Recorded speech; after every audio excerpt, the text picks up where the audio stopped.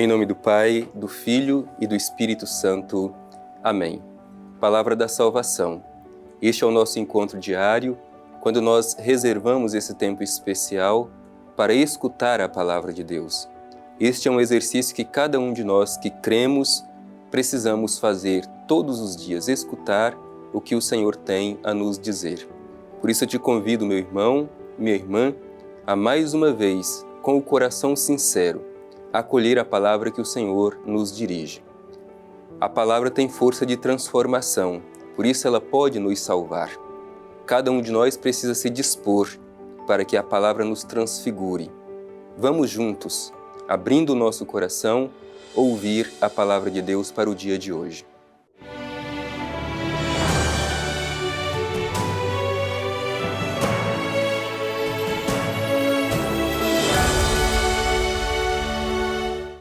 Do Evangelho de Jesus Cristo segundo Marcos. Glória a vós, Senhor. Jesus retirou-se com os seus discípulos a caminho do mar, e uma grande multidão, vinda da Galileia, o seguiu, e da Judéia, de Jerusalém, da Idumeia, da Transjordânia, dos arredores de Tiro e Sidônia. Uma grande multidão, ao saber de tudo o que fazia, foi até ele. E ele disse a seus discípulos que deixassem um pequeno barco à sua disposição, para que o povo não o apertasse, pois havia curado muita gente. E todos os que sofriam de alguma enfermidade lançavam-se sobre ele para tocá-lo. E os espíritos impuros, assim que o viam, caíam a seus pés e gritavam: Tu és o Filho de Deus. E ele os conjurava severamente para que não o tornassem manifesto. Palavra da salvação. Glória a vós, Senhor. Meu irmão e minha irmã, esse trecho do Evangelho que nós terminamos de ouvir tem muito a nos ensinar. E eu te convido a, juntamente comigo, fazer esta reflexão, permitindo que ela nos ajude a viver melhor a nossa fé. O Evangelho que nós ouvimos inicia dizendo que Jesus retirou-se com seus discípulos a caminho do mar. Essa atitude de Jesus de retirar-se com os seus discípulos, ela é muito bonita. Retirar-se significa colocar-se à parte para criar intimidade com o Pai Eterno. E é muito comum a gente ver Jesus que se retira para este momento de intimidade com o Pai Eterno. E aqui o Evangelho diz que Jesus retirou-se com os seus discípulos. Portanto, este momento de intimidade com o Pai Eterno é essencial na vida de um discípulo, de uma discípula de Jesus. Assim como os discípulos de outrora, cada um de nós também precisa fazer este esforço de reservar em nossa vida este espaço para a nossa intimidade com o Pai. Assim fez Jesus juntamente com os seus discípulos. E uma outra notícia que o Evangelho nos dá é que Jesus era muito querido pelas multidões. As multidões nutriam um carinho muito grande por Jesus. Por isso sempre acorriam a Jesus, porque viam nele esta possibilidade de transformação da sua realidade, muitas vezes sofrida e dolorosa. É por isso que o Evangelho diz: uma grande multidão vinda da Galileia o seguiu, e da Judéia, de Jerusalém, da Idumeia, da Transjordânia, dos arredores de Tiro e Sidônia. Uma grande multidão, ao saber de tudo o que fazia, foi até ele.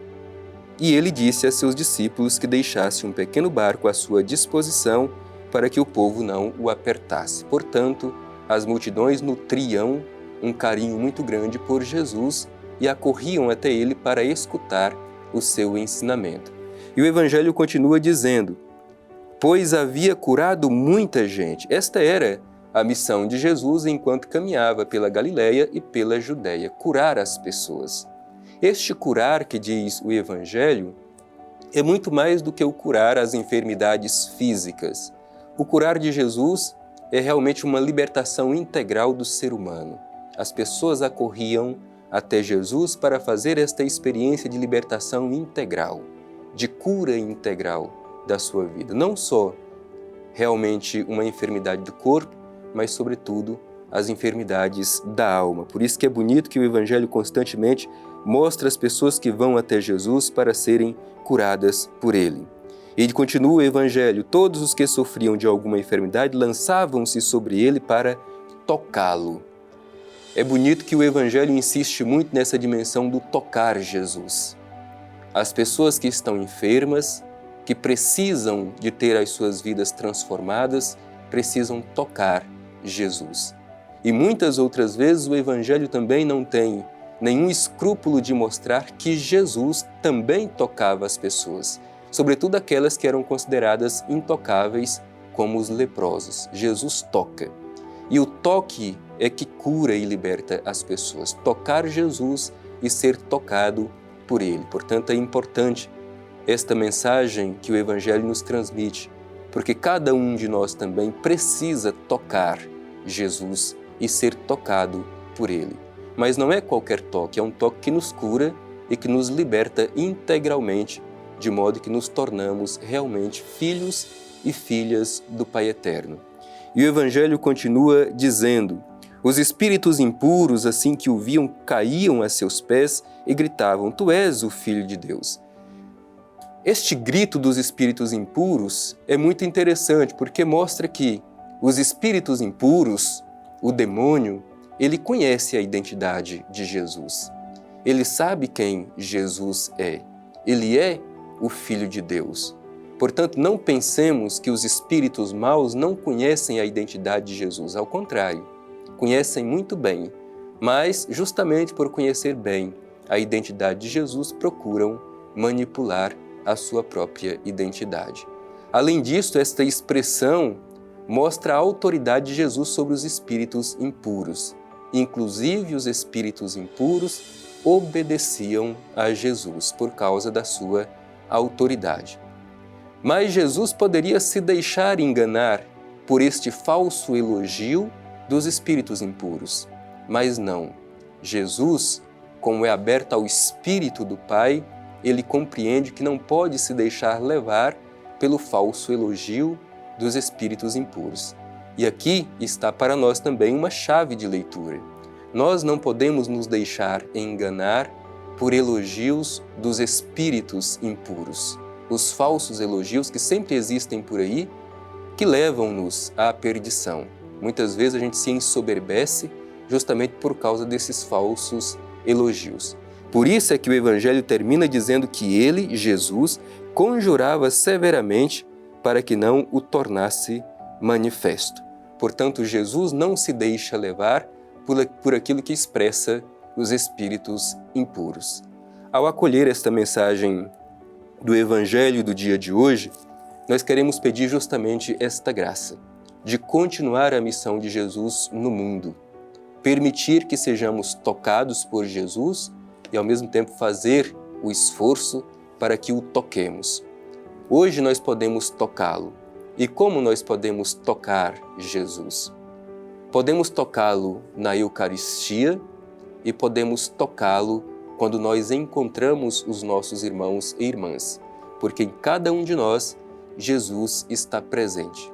E quando tocamos o ser humano, filho e filha do Pai Eterno, estamos tocando o próprio Deus. Nós também precisamos ser esta presença de Deus na vida das pessoas, sobretudo aquelas que mais necessitam. Sejam aquelas que necessitam de curas físicas, mas sobretudo aquelas que precisam de algum tipo de cura da alma. Nós precisamos ser esta presença de Deus na vida dessas pessoas, permitindo que elas façam esta experiência de tocar o Mestre e serem libertadas por ela. Por isso peçamos esta graça de, à luz do Evangelho, sermos presença de Deus na vida de quem precisa tocá-lo para ser curados.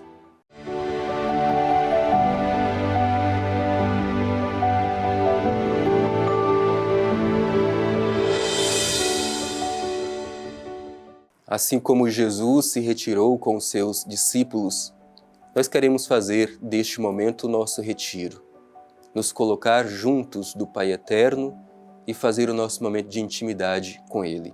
Por isso te convido, meu irmão, minha irmã, a depois de ouvir a palavra de Deus, dirigir o seu olhar ao Divino Pai Eterno e fazer a sua prece, a sua oração.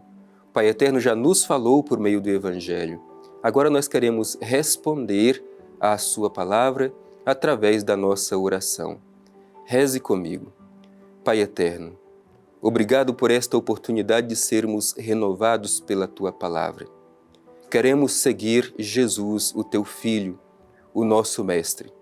Queremos renovar a nossa missão de discípulos e discípulas de Jesus. Que sejamos no mundo de hoje a presença de Jesus. Que possamos ajudar as pessoas a fazerem a experiência de serem curadas de suas enfermidades do corpo e da alma. Pai Eterno, fortaleça cada um de nós para que sejamos fiéis à missão que de Ti nós recebemos. Assim seja. Amém. O Senhor esteja convosco, Ele está no meio de nós. Abençoe-vos o Deus Todo-Poderoso, Pai, Filho e Espírito Santo. Amém.